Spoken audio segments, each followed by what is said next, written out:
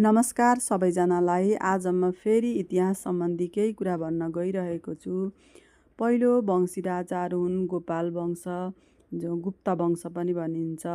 यसमा गोपालहरू भुक्त हुन्छन् यक्षको। यो भनेको गोपाल वंशका पहिला राजा भुक्तमान हुन् भने अन्तिम राजा यक्षगुप्त हुन्। त्यस्तै महिषपाल अहिर वंश अब भुवन योग गर्छ। अब भनेको अहिरवंशी, अभिरवंशी, ब भनेको बरसिंह र भुवन भनेको भुवनसिंह। अन्तिम राजा भुवनसिंह, पहिलो राजा बरसिंह।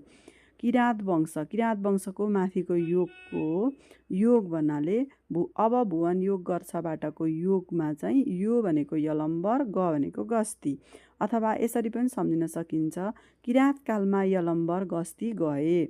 र सोमवंशीमा 6 जना राजाहरू थिए। सोमवंशी निमिष पशु काम भुभा भनेर सूत्र बनाएको छु सोमवंशीको चाहिँ मैले यसमा। यो सोमवंशीमा पहिलो राजा निमिष हुन् भने दोस्रो पशुप्रेक्षदेव, काकवर्मा, मताक्ष, भूमिवर्मा, भास्कर वर्मा। इतिहासका यी कुराहरू किताबै पछि फरक हुन्छन् र मैले पनि 2-4वटा किताबबाटै पढ्दाखेरि यही सिरियल पाएको छु।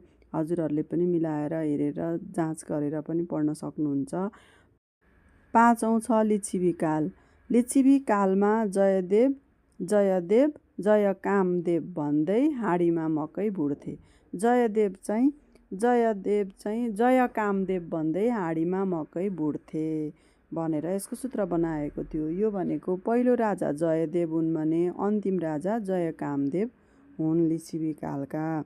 अब अन्य मल्लकाल अनि शाहकाल, आधुनिक काल, मध्यकालहरूको पनि म यसरी नै प्रस्तुत गर्दै जानेछु।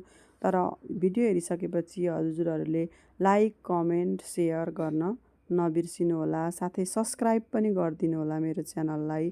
त्यसो गर्नुभयो भने म अझै छिटो भिडियोहरू लिन हौसिने छु। धन्यवाद।